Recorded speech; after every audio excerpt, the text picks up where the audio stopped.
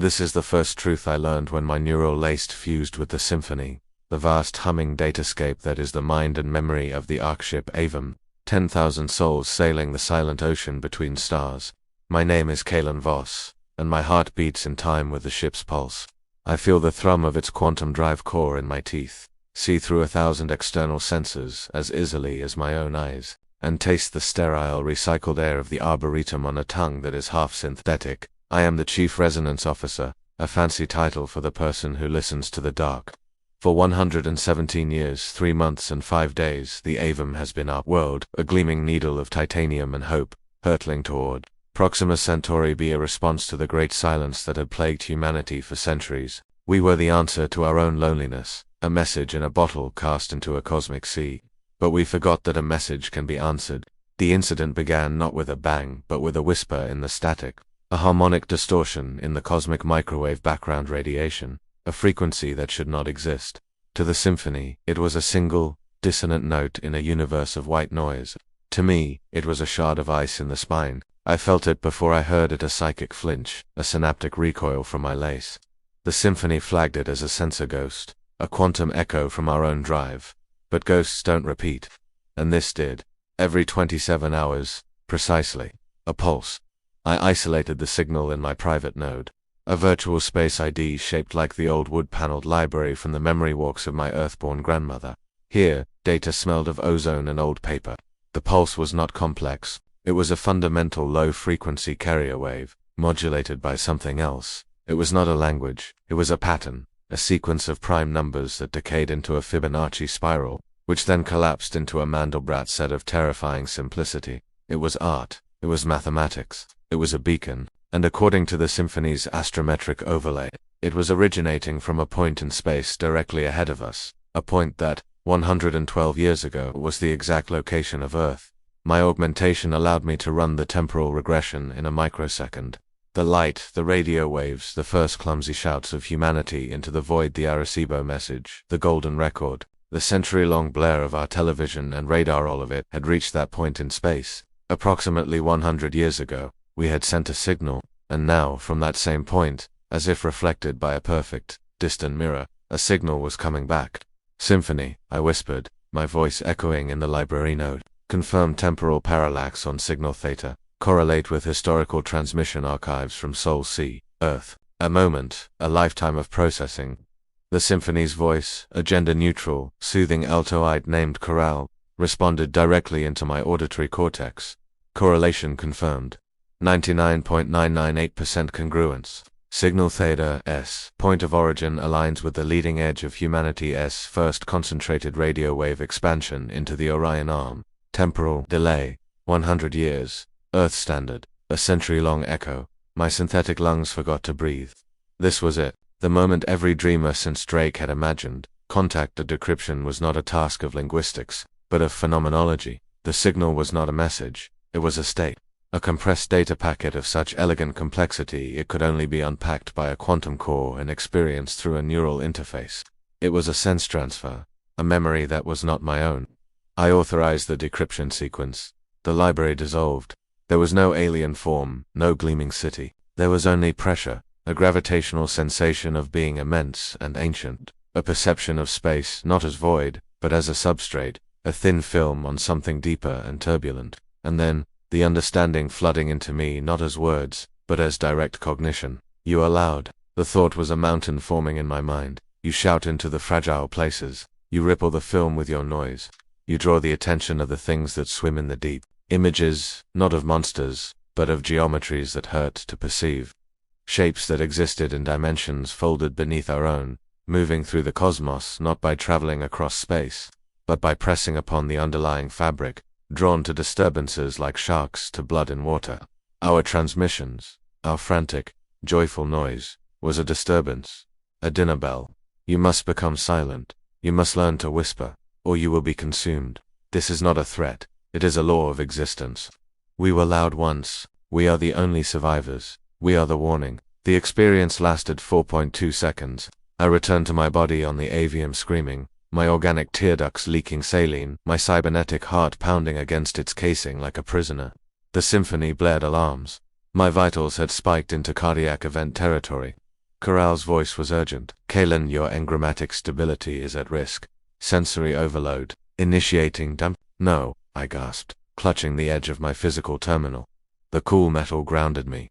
Record everything. All of it. Label it. Label it. Theta Prime. Director's eyes only. Captain Alara Vance's augmentation was of a different order. Where I was woven into data, she was woven into the ship's flesh. Her consciousness was distributed, her will an extension of the Aevum systems. To speak to her in her ready room was to stand before a human-shaped focal point of a vast intelligence. Her eyes held the cold light of distant stars, and her skin, when she offered a hand, hummed with the gentle power of the drive core. A warning, she said, her voice the sound of decks settling. She had experienced the sense transfer through my recorded feed. From a benevolent elder race, or from a terrified one, I said, my own voice still shaky. They didn't send schematics for friendship. They sent her a terror, a predator scan. They're not saying hello, they're saying hush. The implications are catastrophic, Kaelen, not just for us, for Earth. Their transmission lag is 100 years. If these deep streamers reacted to our first signals, they could already be there, or on their way. The stakes exploded from a personal psychic shock to a species-level extinction event. We were a generation ship, a backup. Earth was the living, breathing source. The symphony calculated the probabilities. If the phenomena described were physical entities moving via dimensional substrata, their speed was incalculable. They could have arrived decades ago, or they could be right behind the warning, following its own ripple back to the source to us. The Aevum was plunged into a silent crisis. The public symphony channels buzzed with the thrilling news of first contact. Only the senior staff knew the horrific content. We argued in encrypted nodes. Some, like Chief Engineer Rostov, a man whose arms were giant tool-laden prosthetics, thought it a hoax or a misinterpretation, a stress-induced hallucination in the lace. Kaelen, we are shouting into a jungle, yes, but we are also building a bigger fire and sharper spears. But Vance knew. I saw it in the flicker of the starlight in her eyes. She had felt the visceral, ancient fear in the transfer. It was real. Then, signal theta changed. The clean mathematical pulse fragmented. It became a screech of distorted data. When I forced myself to experience it, it was a cacophony of wrongness, a sensation of tearing, of being unfolded, a scream translated into physics. It lasted for 3 hours and then stopped. Utterly, the point of origin went dark, not silent, empty, as if the space itself had been excised. Corral's analysis was chilling. The final transmission contains energy signatures consistent with a localized inversion of spacetime metrics.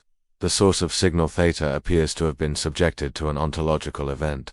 They found them, I whispered. The things in the deep. They followed the warning back. Now, we had a timeline. A predator could backtrack a signal. We had just broadcast our own location for 100 years, a blazing trail of quantum drives and navigational pings, and we had just answered the warning with a massive, concentrated burst of decryption and analysis. We had shouted, "We heard you." The Aevum was now a screaming child in the dark, and the dark had teeth. The next pulse didn't come from ahead. It came from behind, and it was close. Not a century away. A week. A distortion wave moving through the cosmic background. A bowshock of something moving beneath space. It was coming. Fast. Panic is a human luxury. The symphony filtered it, dampened it, but the fear was a chemical taste in the water. Captain Vance made the decision. We would go silent. We would shut down the quantum drive, power down all non-essential emissions, become a cold, dark rock. We would whisper, but to do that, we had to kill the symphony. We had to sever the neural laces for 10,000 souls who had known nothing but that constant, comforting hum of shared consciousness. It would be a psychic lobotomy. It was the only way. I was in the resonance spire, the cathedral-like space where the sensory arrays converged. When the final act began, I was helping Corral orchestrate the great silence when the external sensors died. Not went offline, died. The data streams didn't go to zero. They became impossible numbers, negative values, geometric paradoxes. The viewports didn't show black. They showed texture, a bruise-like purpling of space, a granulation that swam at the edges of vision. The ship groaned, not a metal groan, but a groan of stressed reality. The lights didn't flicker. They bent. I fell to the deck, my lace screaming with garbage data. Corral's voice was breaking apart. Kaelen, local physics, breaking down. It's not an object. It's a condition. It feeds on coherence, and I understood. The grand paradox, the cosmic revelation. It wasn't drawn to our radio waves. It was drawn to our consciousness, to the ordered, coherent pattern of a thinking mind. The symphony, our beautiful, interconnected mind, was a bonfire in the perceptual dark. The warning wasn't about being quiet, it was about being simple, about being alone. The ancient race hadn't just transmitted a message, they had transmitted their own fear, a coherent thought pattern that itself had become a beacon. And by experiencing it, by understanding it, we had magnified it. The thing wasn't hunting ships, it was hunting symphonies. Vance's voice cut through the disintegrating network, raw and human, stripped of her ship augmentation. Kaelen, the core, it's dreaming. The drive is trying to calculate the thing's geometry, and it's making the effect worse. The quantum drive, the most complex, coherent machine ever built, was actively attracting it by trying to model it. We had to shut it down. But a cold shutdown in flight would vaporize us. There was only one way. A manual, magnetic containment override in the core chamber itself. A suicide run. I volunteered. My lace was the most attuned to the anomalous signals. I could maybe navigate the wrongness seeping into the ship. Rostov, his tool arms now welding shut a buckled bulkhead, just nodded, his face grim. The core is a heart. You must stop it gently, or it will kill us all. The journey to the core was a walk through a nightmare painted by a non-Euclidean artist. Corridors stretched into infinities, then looped back on themselves. I saw crew members frozen, caught in loops of time, repeating a single second. The air tasted of copper and static. My lace was my compass, tuned to the dissonant frequency of the invader, a psychic static I had to move against. The core chamber was a vision of hell. The beautiful contained star of the fusion drive was still there, but around it, space was knotting. Light spiraled into non-existent points. The hum was a dissonant chord that vibrated my bones. I saw the manual override panel, a simple physical lever behind a crystal viewport. It was 10 meters away across a gantry. The gantry was twisting like a ribbon in the wind. I had to shut off my lace. It was the only way. It was my tether to the world, but it was also the hook in my mind. With a psychic scream, I severed the connection. The symphony vanished. The world became terrifyingly simple, immediate, and silent. Just the groaning of reality and the pounding of my own lonely heart. I was truly, utterly alone for the first time in my life. I was whispering. I crawled. I didn't think. I felt. I focused on the cold metal under my hands. The taste of blood in my mouth from a bitten tongue. The gantry flipped. I fell, caught a railing. My shoulder screamed. I pulled myself up. The lever, I could see it. A shape moved in the distorted space between me and it, not a body, but a seeming, a probability that something might be there. I closed my eyes. I thought of my grandmother's library, the smell of paper, a simple, quiet memory. I lunged. My hand found the lever. I pulled with all my weight. It broke. Not the lever, the concept of the lever. The act of pulling ceased to have a logical cause and effect relationship. The lever was both pulled and not pulled. The core was both active and inert. The thing in the deep wasn't attacking us, it was infecting us with paradox.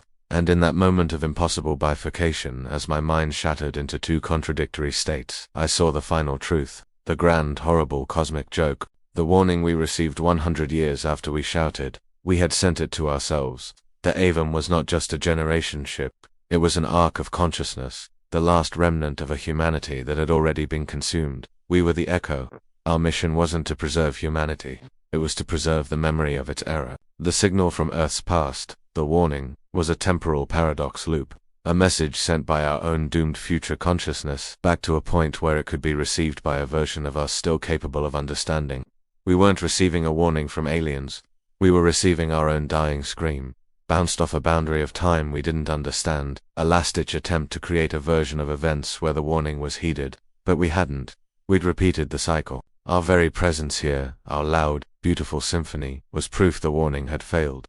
We were the message, and now, we were being read. I existed in the superposition, feeling the drive core both explode and implode, feeling the ship both torn apart and preserved forever in a single, infinite moment of consumption. The last coherent thought in my dissolving mind was not fear, but a profound, aching sadness for the noise we could not help but make. The universe is not empty, it is full of hunger, and we are the bell that rings for supper.